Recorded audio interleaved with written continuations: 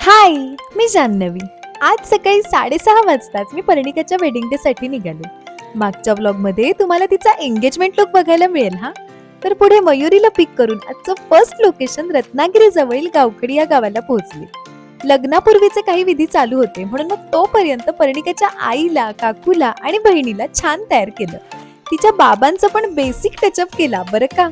लग्नापूर्वीचे विधी आटपल्यावर परिणिका आली आणि जेमतेम 1 तासातच तिला विधींसाठी तयार केलं. इतकी गडबड झाली की तिच्या लुकचे व्हिडिओज करायला वेळच नाही मिळाला.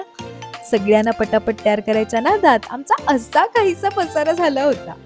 यानंतर आम्ही वेडिंग लोकेशनला जायला निघालो. इकडे लग्नानंतरचे विधी चालू होते. तर हा आहे परिणिकाचा विधींसाठी केलेला आफ्टर लुक. आज इतकी गडबड झाली की नाश्ता करायला काय साधं पाणी प्यायला सुद्धा वेळ मिळाला नव्हता. म्हणून मग सगळं आवरल्यावर निवांत बसून पाणी प्यायले.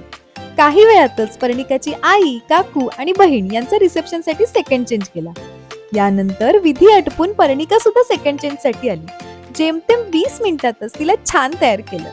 तर हा आहे परिणिकाचा आजच्या रिसेप्शन साठी केलेला सेकंड लुक. यानंतर आम्ही सेकंड लोकेशनला जायला निघालो. ऑलरेडी 3 वाजून गेले होते. त्यात नाश्ता, जेवण सगळंच राहिलं होतं. म्हणून मग पावसला आल्यावर मस्त पैकी मिसळ खाल्ली आणि मग सेकंड लोकेशनला जायला निघालो. आजचं सेकंड लोकेशन होतं लांजा मधलं कोटगाव. लोकेशनला पोहोचल्यावर मी आजच्या ब्राइडल मेहंदीसाठी लागणारे कोन्स तयार केले. तर ही आहे आजची सेकंड ब्राइड तेजस्वी.